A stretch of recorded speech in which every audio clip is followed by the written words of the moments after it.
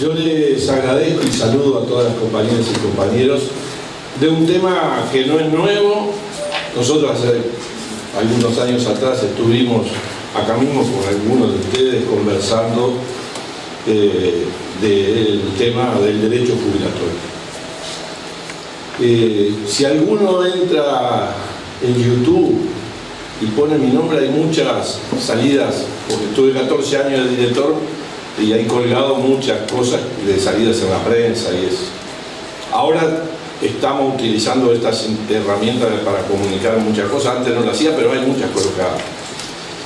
Y colocamos una específicamente, sí, nosotros, cuando en el 96 me tocó a mí polemizar con el contador Vieites, era gerente del BPS y director de AFAP República, el primer director de AFAP República.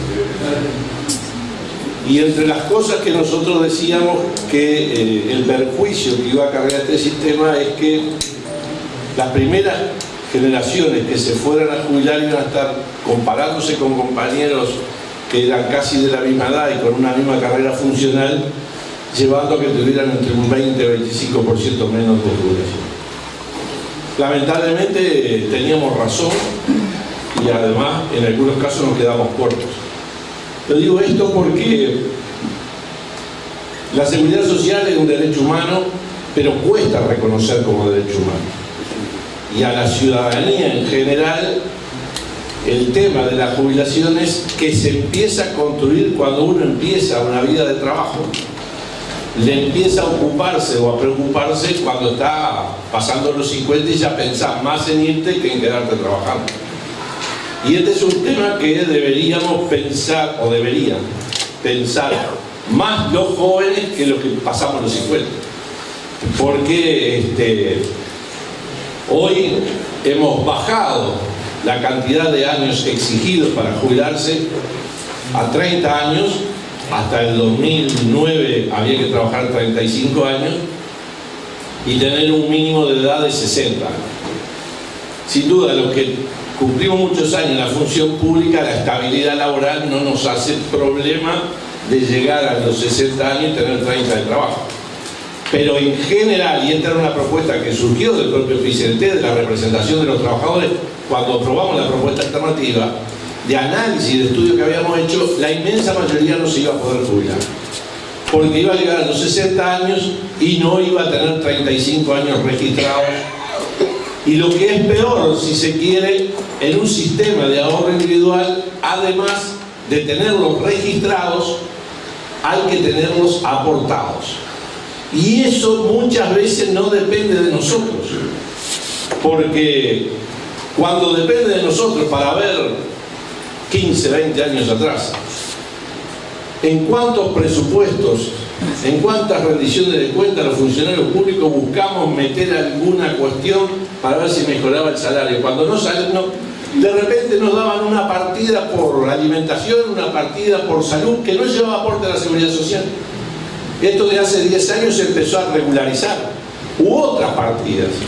Que bueno, que era una forma que tenía el sindicato de tratar de mejorar el salario cuando o no había negociación colectiva o los límites que se ponían a la negociación colectiva llevaban a que buscáramos por otra vía la posibilidad de mejorar los ingresos.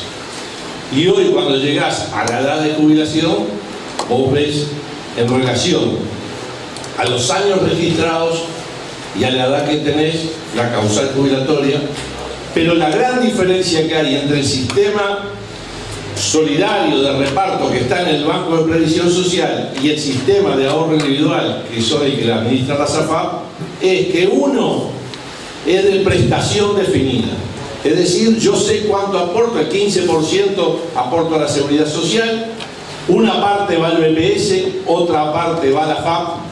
Yo sé que en el BPS, de acuerdo a la edad y a los años de trabajo, me da un porcentaje, que ese porcentaje se calcula entre los mejores 20 años comparados con los últimos 10, aunque no se da el mejor de los dos. Estas son algunas de las trampas que tiene el sistema, porque si yo por carrera funcional, que se da mucho en el Estado también, por antigüedad, superan en más de un 5% los últimos 10 a los mejores 20, no me van a dar el promedio de los últimos 10, me van a dar el promedio de los mejores 20 más un 5%.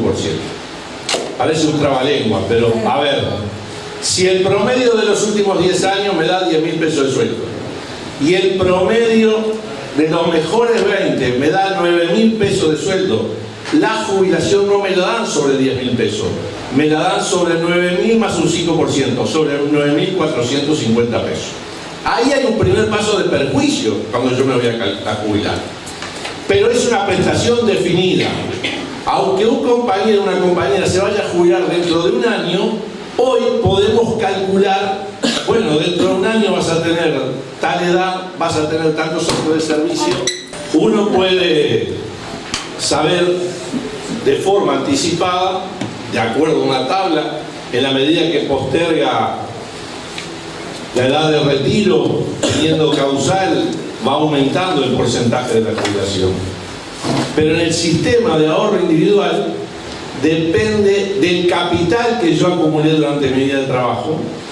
Ese capital que el BPS, una parte de mi salario, una parte del Montepío, el BPS manda a la FAP, no llega a toda mi cuenta, porque entre comisión y un seguro, porque hay que comprar un seguro por si me muero antes de jubilarme, y no es como el sistema solidario, que como aportamos todos, bueno, si yo me muero, si hay viudas, hijos menores o viudos en el caso de la mujer, la pensión se financia entre todos. Acá hay que comprar un seguro porque es mi cuenta individual. Entonces, ahí hay una situación totalmente distinta. Dependerá del capital, y ese capital, como decía, transfiero 100 pesos y a mi cuenta individual llega a 75 pesos.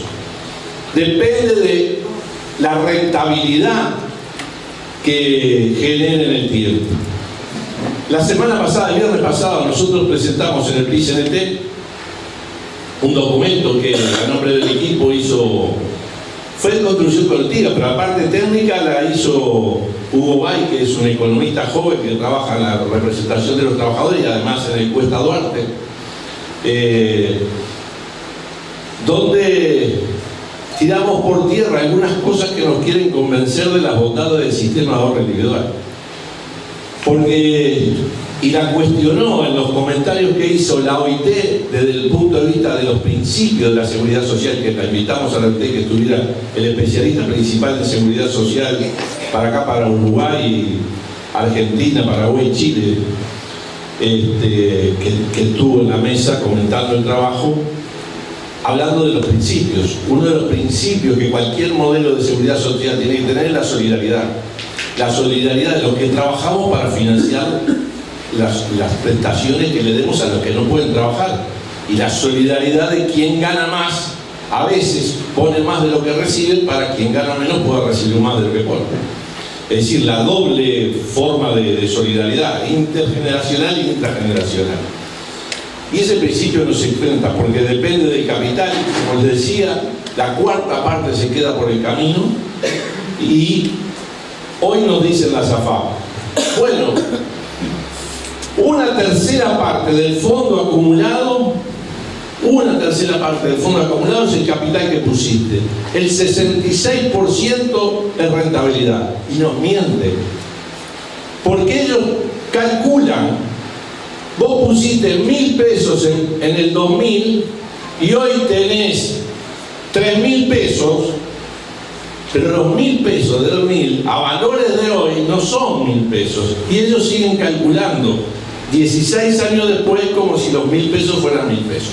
Y no ponen lo que debe, en un cálculo actuarial económico, tienen que poner por lo menos lo que hubo de inflación para mantener el mismo valor, y por encima de eso, cuánto creció mi capital. Es como el pensar que cuando teníamos inflación de más de un 100%, ¿se acuerda? Al principio de los 90, y conseguíamos un 40%. Un compañero que trabajó conmigo en aquella época, teníamos ajuste cada 4 meses. En un cuatrimestre, yo no me olvido más, conseguimos un 35% de aumento. Hoy parecería increíble que fuera mentira alguien que piense que hubo un 35% de aumento en un cuatrimestre, y perdimos un 8%. de salario, la capacidad de comprar. Entonces, no se puede medir solo a tripliqué lo que yo puse en aquel momento, porque el valor que tenía en aquel momento es otro. Pero, para no ir tan largo, ¿cómo le calculo la jubilación a alguien que tiene un sistema de ahorro individual? Bueno, el capital, la rentabilidad. Y hoy, miren ustedes, el que empezó a capitalizar en el 96 tiene una rentabilidad del orden del 6-7%, depende en qué momento de los 90, empezó del 96 para acá. ¿Por qué? Porque pasamos picos de crisis muy fuertes, donde el riesgo era muy alto de recuperar cuando yo les presto plata, al que sea, entonces yo pongo intereses muy altos, y en el 2002, en medio de una crisis brutal, los fondos invertidos de la SAFAP daban mucho interés, pero ¿cuántos teníamos trabajo? ¿Qué salario se tenía en esa época?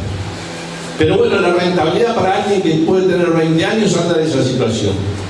Pero para alguien que empezó a trabajar en el 2005, cuando hay una estabilidad económica, aunque nos falte mucho para decir que tenemos una vida digna y que los salarios son todos suficientes, pero uno tiene una estabilidad económica, no hay grandes saltos o crisis, y la crisis que hubo en el 2008 no impactó fuertemente al Uruguay, hace que hoy lo que nos pasa en la economía doméstica, cualquiera nos ofrece crédito, nos promueven todos los días que consumamos más y nos financian todos y nos dan tarjetas y todo lo demás, porque los intereses además son bajos porque hay estabilidad económica. Entonces las inversiones de la SAFAP prácticamente, en la medida que hay que calcular el crecimiento de esos fondos, que es en unidad reajustable, no han crecido, no tienen rentabilidad. Entonces, el capital que yo acumulo, el día que me vaya a jubilar, tengo que ir a una aseguradora, que es la que me va a pagar la jubilación. La AFAP me cobró comisión por administrarte, más o menos está proyectado, esto es una cosa que analizábamos también la semana pasada, de comisión en alguien que tiene 35 años de trabajo, se calcula que ellos se quedaron con 5 años de aporte. Es decir, yo aporté 35 años a la Seguridad Social, 5 años es lo que me cobraron. El vicepresidente del BPS el viernes, entren en internet al diario El País del sábado, hay una muy rica nota hecha a él, de los comentarios dichos por él en esa nota. En el mundo no hay empresa que en 2 años logre recuperar el capital que invirtió para abrir una empresa. Si vos haces una inversión y te demora 7, 8, 10 años, depende de la inversión que hiciste, para recuperar el capital. No quiere decir que antes no fuiste ganando y no fuiste desarrollando la empresa. Pero para recuperar la inversión, bueno, acá en el Uruguay la SAFAP lo recuperaron a los 2 años. Lo que invirtieron para abrir las puertas de la SAFAP en 2 años ya lo habían recuperado, y a partir de ahí está ganando, porque la cartera de inversiones es muy acotada, no hay competencia, el 85% de las inversiones las tienen en papeles, en bonos del Estado uruguayo. Es la plata del Estado, de la Seguridad Social, que la invierten en papeles, en títulos del Estado. El Estado va a pagar intereses por ese préstamo que le hicieron a SAFAP con la plata que era del Estado. Y es el 85%. Ahora, con todo ese capital, yo tengo que ir a una aseguradora. Ninguna AFAP privada les interesa pagar jubilaciones, y atrás de cada una de las AFAP hay una aseguradora. La única aseguradora que paga jubilaciones a partir del 2005 a los que se jubilen a partir de esa fecha es el Banco de Seguros del Estado. ¿Por qué? Porque cuando yo me voy a jubilar, voy a la aseguradora y le digo, tengo $1.000.000 de pesos. Esto es lo que logré juntar, o $1.000.000, no importa. Esto es lo que logré juntar en mi vida de trabajo. De acuerdo a una tabla de mortalidad que es extendida a 110 años, no es que todos vayamos a vivir hasta 110 años, pero es extendida hasta 110 años, con un recargo del 20%, es decir, si del cálculo se presume que me quedan 10 años de vida cuando yo me voy a jubilar, de acuerdo a esa tabla de mortalidad, la plata la van a dividir entre 12 años, porque darle garantías de que no se gaste la plata antes de que yo me muera. Entonces, me va a calcular sobre ese ejemplo que pongo, 144 meses, me va a calcular cuánto me toca de jubilación y me empieza a pagar la jubilación. Pero él se quedó con todo el capital, por lo tanto en la ley dice que hay que dar una tasa de interés térmico, porque él va a negociar, va a invertir ese capital y por lo tanto algo me tiene que dar a mí. Esa tasa de interés térmico hasta el 2012 estaba en un 3%. A partir del 2012 el Banco Central, por una circular nomás del Banco Central, que es el que fija los valores para la aseguradora, la bajó al 1,5%. Eso hizo que el que se jubile después de esa circular pierden en el sistema AFAP entre un 12 y un 15%. Empezó a perder los que se jubilaron a partir de esa resolución. Pero, además de esa tasa de interés térmico, cada vez que ajuste las jubilaciones, tiene que aumentar lo que creció el salario, desde el último ajuste hasta ahora. Por eso la suerte de los jubilados va atada a la suerte nuestra de los activos. Porque en la negociación colectiva, en los consejos de salario, conseguimos un 10% hay que darle a los viejos. Conseguimos un 8% hay que darle a ellos. Entonces, desde el 2005, cuando se convocan los consejos de salario y el salario empieza a crecer más que la inflación, se les produce un descalce de que ellos no pueden encontrar inversión que me asegure en un año que hay lo que crezca el salario más un 1%, un 1,5% de tasa de interés térmico, más algo que tiene que ganar la aseguradora. Entonces las aseguradoras privadas se retiran porque no quieren perder plata. En el 2010 fueron al Parlamento, tenemos las actas, dijeron que por año podrían estar perdiendo alrededor de 22 millones de dólares. Y eso que no había casi nadie jubilado. Ahora, ¿quién quedó pagando las jubilaciones si no él hubiese explotado el sistema? El Banco de Seguro del Estado. El Estado, el que siempre es garante, el que es gestor, el que es responsable. Entonces, hoy el Banco de Seguro está perdiendo. Entonces acá tenemos el ciclo. Cuando yo trabajo, capitalizo, el que gana mucha plata en la AFAP, el Estado va a pagar el interés porque más del 80%, casi el 85% está invertido en papel de bono del Estado y el Estado va a pagar interés por eso. El Estado está perdiendo. A la hora de jubilarme, la jubilación, a la hora de jubilarme es el Estado que me va a pagar la jubilación y también con déficit aumentado el Estado. Y la jubilación que voy a recibir cuando la comparo con compañeros que se jubilaban por este sistema, pero por tener más de 40 años, el 1 de abril del 96, no tenían la obligación de tener AFAP, terminan con una diferencia, dependiendo de la edad de retiro, pero a los 60 años, cerca del 25, un 30%, cuando yo me comparo uno con otro. Ese es el problema que planteamos nosotros de los cincuentones. Yo sé que a las mujeres no les gusta mucho que le digan sos cincuentona, pero bueno, era una forma de identificar a un colectivo que es al primero que hay que atender. Lamentablemente no va a ser la única generación que se va a perjudicar si no cambiamos el sistema. Y nosotros nos propusimos una estrategia. Cuando definimos la reforma estructural de la seguridad social, dijimos que las grandes reformas estructurales no se hacen en un acto solo. Habrá que ir haciéndolo progresivamente. Priorizamos lo que menos tienen, priorizar lo que estaba en el... Es decir, un sistema para que sea sostenible y pueda pagar buenas prestaciones tiene que tener buenos ingresos. Ahora, nosotros nos aportamos poco a la seguridad social. Somos de los pocos países en el mundo que los trabajadores aportan el doble que los patrones. En general, en el mundo los patrones aportan más que los trabajadores. Y esto es un tema que queremos discutir cuando nos vienen a hablar de que hay que cambiar la edad de retiro. En el Uruguay, solo cambiar la edad de retiro no resuelve el problema del envejecimiento natural que tenemos, y bienvenido, porque vivimos más, y eso está bien, y habrá que verlo cómo impacta la seguridad social, porque en el Uruguay son muy poquitos los que se jubilan a los 60 años. Cuando vos vas a jubilarte y ves lo que te van a pagar de jubilación seguís trabajando. El promedio de edad de retiro en el BPS son 64 años y 7 meses. Por lo tanto, poner la edad de retiro a 65 años es lo mismo, salvo que digan, a los 65 años te voy a pagar lo que te pago a los 60. Entonces te rebajaron la jubilación de vuelta.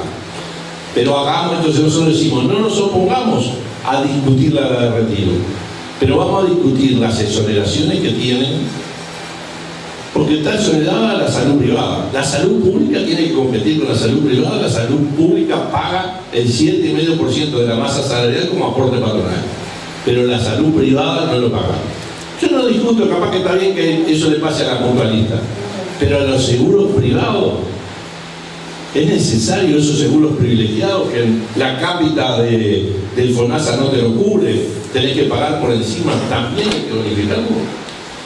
A la educación privada de colegios que de repente, si no tenés dólares para pagar la matrícula o por mes, no podés llevar a mandar a tu hijo, a tu nieto a esos colegios que son privilegiados.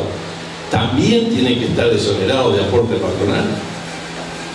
Y podríamos seguir agregando cosas que hacen al financiamiento. Hemos crecido mucho en cantidad de puestos cotizantes en el BPS. Nunca habíamos llegado a 1 millón. Una política a la ofensiva hacia la formalización, tratando de dar estímulos para que se formalice la gente, ampliar derechos para que la gente los pueda obtener. En 10 años hay 500.000 aportantes más al BPS. Nunca habíamos llegado al 1 millón, ahora estamos cerca del 1,5 millones. Gente que financia el sistema, pero todavía tenemos un 18-20% de informalidad. Por lo tanto, es gente que trabaja y no aporta a la seguridad social. Entonces, hay que seguir trabajando para tener una sostenibilidad del sistema. Entonces, ahí está el problema, es que por un lado tenemos un sistema de reparto solidario que de acuerdo a los salarios declarados, a la cantidad de años de trabajo y a la edad de retiro, me va a pagar una jubilación, y digo declarados en relación al otro componente del sistema, que de acuerdo al capital acumulado, ya no es lo declarado, y acá también una sanción para el trabajador.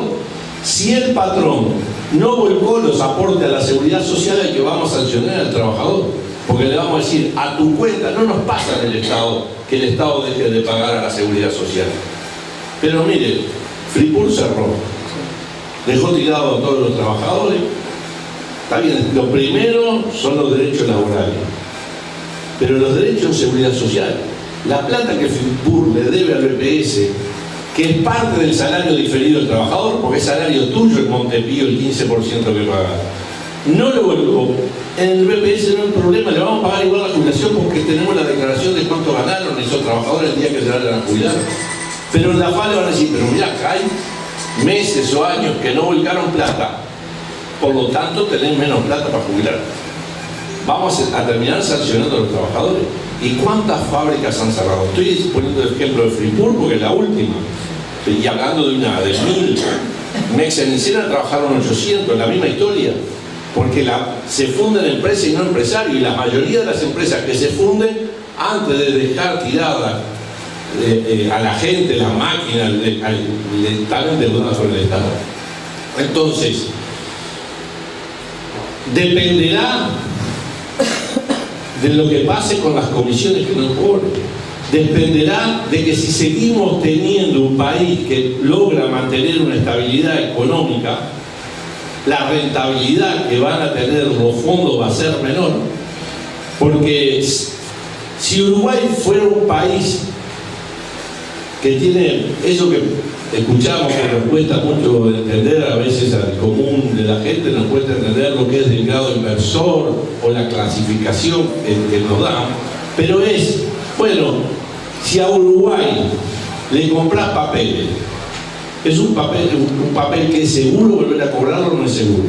Hoy en el mundo dice que Uruguay tiene una estabilidad que es seguro recuperar. Por lo tanto, Uruguay puede pagar bajos intereses y el mercado puede comprar esos papeles. Ahora, si el Estado emite papeles, lo compra con nuestros fondos de seguridad social y como el grado inversor es bueno que tiene el Uruguay, los intereses son bajos, nuestro capital va a tener bajos intereses. Entonces, ahí es la paradoja de este sistema. Cuando al país le va bien, cuando hay estabilidad económica, cuando nuestros salarios crecen, nuestra jubilación va a ser mala en el sistema de ahorro individual, porque es en relación al resultado que tengamos. Entonces, hoy a la una, COFE con ATCS y también de una cuestión que nace de alguna forma medida espontánea, ¿no? Por una organización, pero un colectivo de perjudicados que también están tratando de organizarse, sobre todo por Facebook, y en torno a que se pueda resolver este tema. Hicimos una concentración ahí en 18 y Fernández Crespo. La DGI está ahí, por lo tanto el trabajador de salida de acuerdo estuvo buena, habían cientos de personas, mucha cobertura de prensa, y los que estábamos ahí medio en la organización de la cosa, y hablando con los compañeros de COFE y demás, de que esto debemos aumentarlo, porque es cierto que se resuelve en el diálogo, no se resuelve por otra vía. Nosotros no creemos que por vía judicial se puedan resolver las cosas. Primero, en el Uruguay no genera jurisprudencia la resolución del juzgado. Un juzgado puede resolver una cosa y otro juzgado puede resolver el contrario. Por otro lado, resuelto eso, hay que acordar si eso está mal, cómo se corrige. Por lo tanto, va a ser necesario, vamos a pedir diálogo. ¿Está? Yo no quiero además que nos digan, bueno, el que paga mal paga dos veces, por lo tanto, como fuiste por la vía judicial, vamos a esperar que resuelva lo judicial para resolver después nosotros. Yo prefiero decir, vamos a sentarnos ahora, y la posibilidad esa la debemos generar con la gente movilizada en la calle. Hoy ya los compañeros de COFE llamaron de mañana al Ministerio de Trabajo, hablaron con el ministro. Ahora, antes de venir yo para acá, el ministro habló para el despacho, habló con Ramón Ruiz, que es el compañero, hoy el director de representación de los trabajadores, para tener una reunión la semana que viene para empezar a hablar del tema de Tele50. No sabemos cuál va a ser la propuesta, si es que tiene propuesta. El martes Murro estuvo en la Comisión de Seguridad Social, es decir, porque empiezan a verse reclamos y bueno, es mejor que los actores sociales por varios lados empiecen a preocuparse y a ocuparse, no solo preocuparse. Y él planteó que es uno de los temas primeros que le preocupa al gobierno y que están analizando propuestas y analizando medidas para que no haya perjuicio. Todo tiene que ver con la voluntad política y cuánto se piense gastar. Hoy aparece un proyecto de ley que parecería en lo individual que le daríamos solución. Un proyecto de ley que presentó un diputado colorado. Es una minuta de comunicación presentado como proyecto de ley que dice que el día que te vayas a jubilar te calculen por el sistema de reparto y por el sistema mixto y te den la mejor jubilación. Entonces, desde el punto de vista individual, bueno, por lo menos no me perjudica, me dan la mejor de las dos. Ahora, desde el punto de vista de la sociedad, del Estado, a la AFAP no le va a preocupar, por lo tanto, porque vos dejaste de ser cliente a partir de hoy que te jubilaste, no me vas a mandar más capital y por lo tanto, todo el capital que me mandaste yo me quedé con la comisión en el bolsillo. El capital acumulado va a volver al RPS, pero no va a volver en tiempo y forma. No es lo mismo que la Corte le pague en diciembre 12 sueldos a ustedes que le paguen todos los meses el sueldo. En el año le pagaron los 12 meses, pero no es lo mismo. Y bueno, para la sostenibilidad del sistema y lo demás. Pero es un paso de quienes, cuando nosotros planteamos esto en el diálogo del 2010, nos dijeron que era un mamarracho. Porque se aprobó por primera vez una ley, la 19.162, que permite deshacer la opción del artículo 8 a los que cumplan 40 años, y ahora explico un cachito qué es esto, pero nosotros planteamos que les permitiera desafiliarse a los mayores de 50. y nos dijeron que era un mamarracho lo que estábamos planteando. Lamentamos que ahora hayamos tenido razón, porque hubiésemos preferido que hubiese sido un mamarracho y no hubiera gente perjudicada y quedar pegado, porque lo nuestro era un absurdo. Entonces, está bueno por ese lado, y bueno, y deberemos seguir trabajando. ¿Qué es el artículo 8? Cuando se discutió la ley no estaba planteado este artículo, y por lo tanto están obligados a afiliarse a una FAP los menores de 60 años hoy el día que ganen más de 43.500 pesos. Eran menores de 40 años el 1 de abril del 96. Es decir, si son menores de 60 años el 1 de abril ahora, el día que ganen más de 43.500 pesos, lo afilian a una FAP de oficio el BPS. ¿Qué va a aportar a la FAP? El 15% de lo que supere los 43.500 pesos. Ahora, eso es muy poco negocio para las AFAP. ¿Cuántos en el Uruguay ganan más de 43.500 pesos por mes? Entre el 8 y el 10% de los trabajadores. Entonces, se iban a quedar con el 25% del capital que le transferirá, pero de pocos. Entonces ponen el artículo 8, que dice que yo voluntariamente, aunque gane 2 pesos, la mitad aporto al BPS y la mitad aporto a la FAP. Entonces, y además en la ley meten un estímulo. Yo, por haberme afiliado al BPS, haberme afiliado a una FAP, no teniendo obligación, la jubilación del BPS me la van a bonificar. Parece increíble. No te queremos acá, queremos que te vaya y te doy un estímulo todavía encima que lo va a pagar el otro, no lo voy a pagar yo. Para ver un ejemplo, alguien que gana 10.000 pesos, por supuesto, nunca tuvo por qué haberse afiliado a una FAP. Lo afiliaron voluntariamente y esa persona aporta por 5.000 pesos al BPS, por 5.000 pesos a la FAP. Cuando se va a jubilar, el BPS le calcula la jubilación no sobre 5.000, sobre 7.500 pesos. Le bonificó un 50%. Y dejó de aportar un 50%. Ahora miren ustedes, si será bueno un sistema solidario, ese que le calcule la jubilación sobre 7.500, supongamos que la tasa de reemplazo, el porcentaje de jubilación es del 50%, el BPS le tendría que dar 3.750 pesos. Pero como hay una jubilación mínima de 8.600 pesos, el BPS, aunque aportó sobre 5.000, le va a pagar una jubilación de 8.600 pesos. Porque entre todos, eso de redistribución, la solidaridad, de algunos ponemos más para que otros reciban más de lo que no. Pero eso es el sistema solidario. Ahora, ese no fue solidario. No lo acuso al trabajador, digo, dejó de aportar. Y en el sistema de capitalización, ¿qué aportó? El 15% de 5.000 pesos, son 750 pesos. Pero si se te quedan con el 25%, que te sacan el 20%, la FAP todos los meses se quedó con 150 y vos pusiste 600. ¿Cuántos 600 pesos, por más que pongas mes a mes todos los meses durante 30 años, acumulará de capital para dar? Los defensores de la AFAP que dicen, pero le sirvió más, porque aunque le dé un peso, va a cobrar la jubilación mínima, que si no hubiese tenido FAP, cobraría la jubilación mínima más un peso. Por lo tanto, el sistema de AFAP es mejor. Ahora, el problema es este. ¿Quién va a financiar la jubilación en el monto que le paga cuando vos, una jubilación por aportar 5.000 pesos te da 8.000? Es insostenible un sistema de eso. Y el déficit después lo vamos a pagar entre todos, o con más impuestos, con postergación de edad, o con rebaja de las jubilaciones. Entonces, lo que parecería muy bueno en forma individual termina siendo muy malo, porque nosotros somos cada uno parte de un Estado y una sociedad.